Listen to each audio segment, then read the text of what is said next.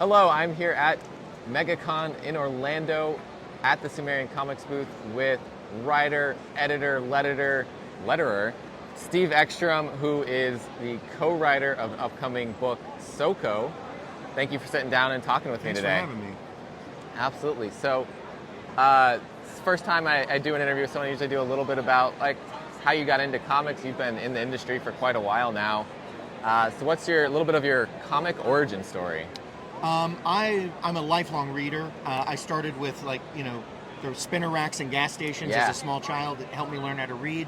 When I got out of college, I had a creative writing degree, and my dad just kind of looked at me on the day I graduated and said, "Let's go to San Diego." And I was like, "What the hell's San Diego?" And he was like, "Comic-Con." And Yeah. I'm from rural Georgia, so I'm also kind of an idiot when it comes to that stuff where I was. And so I started networking with him.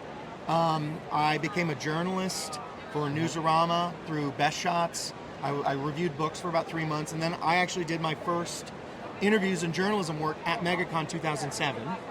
Okay. And it kind of got me into the conversation, got me a paycheck. Yeah. And I ended up working for Newsarama when we won the Eisner for the first journalism award. And I moved on to MTV for a very brief amount of time. Before their funding got pulled, we started Freak Sugar. Okay. But in that time period, I started making short stories for anthology series. I was published in Negative Burn. I was published by Top Shelf. Okay. And I just kind of matriculated over time. Yeah. And then I kickstarted a couple books in 2017 where I started my own brand with Terminal Pulp Anthology. And I kind of worked my way here through the pandemic, Yeah. freelancing. Awesome. And the book we got coming up now, Soko.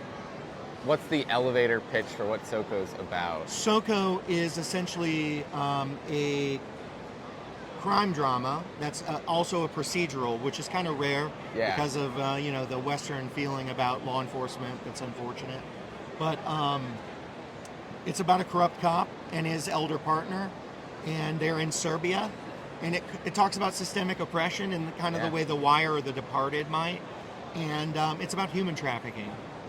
Yeah, I got to read through a couple issues of it, and I really, enjoyed where the story's going and kind of got left on a little bit of a cliffhanger, so I love it. I love where it's going.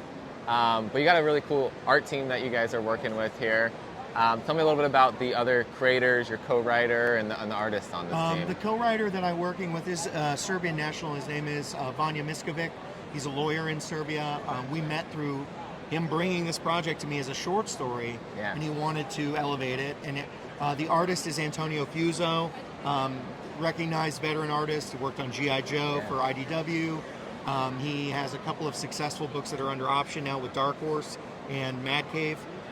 We have colorist Stefano Simeone on the first two issues, and then Emilio Lecce on issues 3 and 4. And just boatloads of talent. The fact that we have Aram Guerra from Scalped, who's also Serbian, Yeah. did one of our variants for #1. Scalped is literally like my favorite book as an adult reader. So just to have this guy, who I absolutely adore his work, And get to work with on it. it was, when you're checking bucket list things off on your first major creator-owned project, it feels like you're Yeah. doing something right. Yeah, no, I mean, it's looking great. It was one of those ones that the cover art on the cover A catches your attention with the duo there, and going That's into it, Francesco Tometa. He's Yeah. working on Spawn now for Todd McFarlane. got a great team on this book, which is super exciting to see because I think that elevates the storytelling to that next level as well. Raises the bar for us too, and Yeah. and it's nice. Yeah, you guys get to push each other to hit a new level. Absolutely.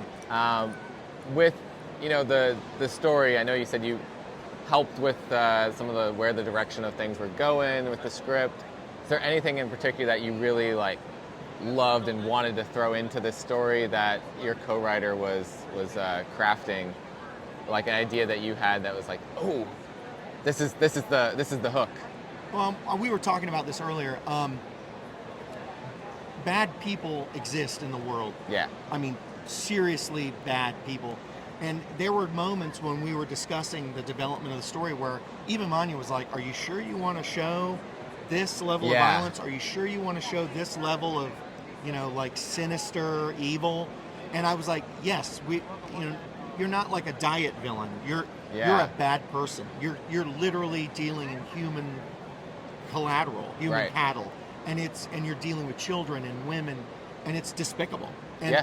so I wanted to show this underlying, level of evil that just exists in the world. And I think that's kind of important.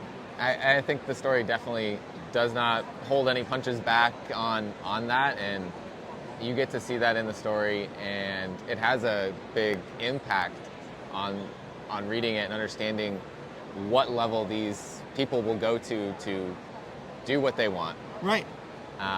Which raises the stakes then for the good guys in the story and what they have to do to stop them. Right, and what's really interesting is that region of Europe is like a big filter for it.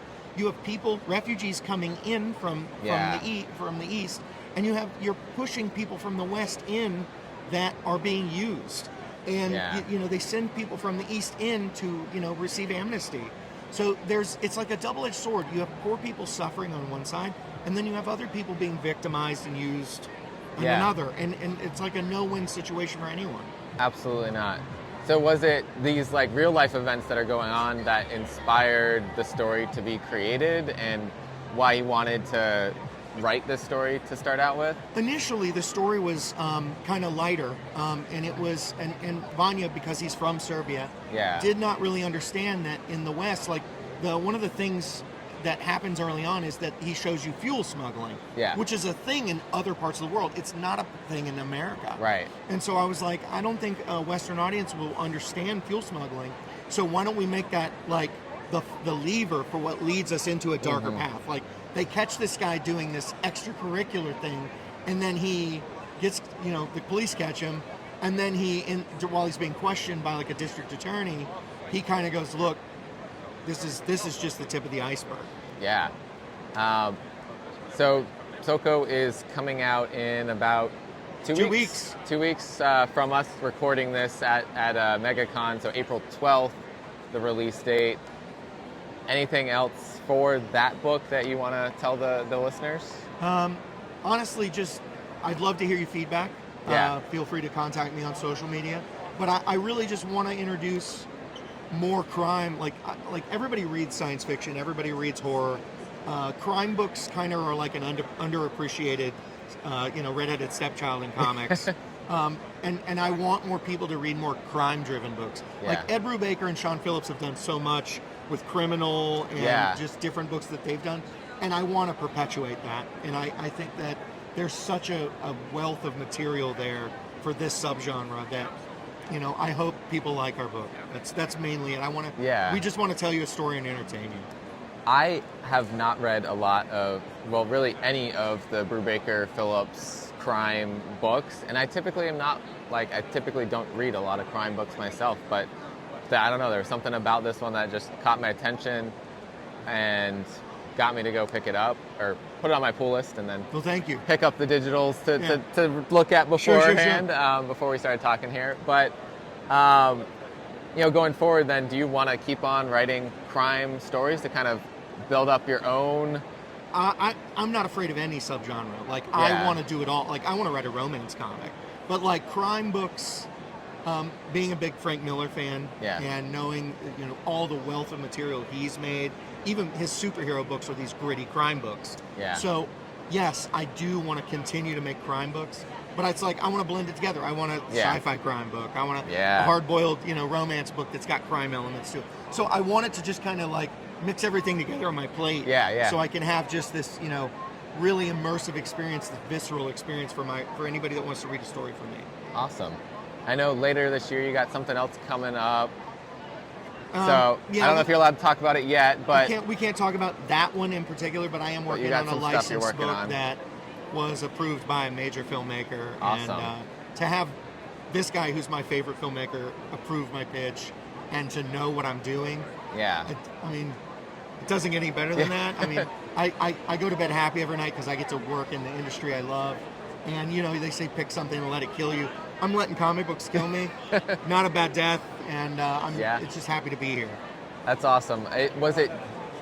anything different on that book that you feel like in the creative process going on in, working with an intellectual property versus working What's on crazy creator-owned? is I'm already familiar with the movie. The movie terrified me as a child. Yeah. And to rewatch it now and go, man, this is from 1980 and it's a little dorky and clunky because it's a traditional ghost story. And then going, I get to add to the wealth of storytelling here and the lore and the mythos. Yeah. And to come up with like enrichment material that also expands it like way out into the just the stratosphere of, oh wow, you're really kind of varying away from this. That's the wonder of it is I don't have a budget, a special effects budget. I can kind of get crazy. Yeah. And I wanted to touch on the thing, like we just got a page from the artist Marco Federa, and it's a flashback page to the original movie, and he's also a huge fan of the movie. So the two of us working on this so you're together. the perfect people to hop on the project. We're just, every day is like exciting. He's like, hey, look what I did today. And I'm like, yeah, dude, this is gorgeous. Yeah. So it's just like, it can't get any better than that. So I hope that energy transfers to the readers and they get to feel our passion for it. Sounds like, overall moral of everything here is be passionate about making comics and you're going to have a good time. Oh yeah. Yeah, even stuff where I'm prompted, where it's not necessarily my idea. I try to attack it with a zeal, where I'm like, hey, I want this to work. Yeah. Even if it's not an idea, like sometimes you get ideas you don't even like, and you're like, this is what I'm being paid to write. Okay, so I'm gonna have fun with it, and no matter what. One last question, we'll wrap up here. With being a writer, editor, and letterer, do you sometimes have to kind of just put yourself in one of those mindsets as you're doing that job, or do you keep all of those brains, firing on full cylinders as you're writing a comic? What's really cool is I think it's actually helped me become a better creator, because now when I script at the writing level, I think about my job as a letterer or as somebody else who's lettering, and so I'm cognizant of their presence so the artist knows, I know, and then it's like I get a level of refinement that some people don't get. So while I'm lettering my own work, I can refine my text. I can make sure the dialogue is tight, concise. There's no exposition. It's a visual medium. Right. The star is the artist. I'm just happy to be there. Yeah. He's telling my story. I get to be seen. Yeah. So you get to work on all cylinders in a way that some other people might not. And so, especially at the indie level, there are people who are learning this and learning this art form. So you're kind of like, balloon placement matters. Yes. The amount of words on a page matter. The flow of the text, the page turn, everything matters. And I get to do all of that in unison instead. So I feel like it makes me a more effective creator. Awesome. Well, I'm happy to hear that. And thanks for sitting down and talking with me here. Thanks for having me, man. Look out for Soko #1, releasing April 12th. Look out for future books from Steve coming later on in the year and in future years. Thank you so much. Thanks so much, man.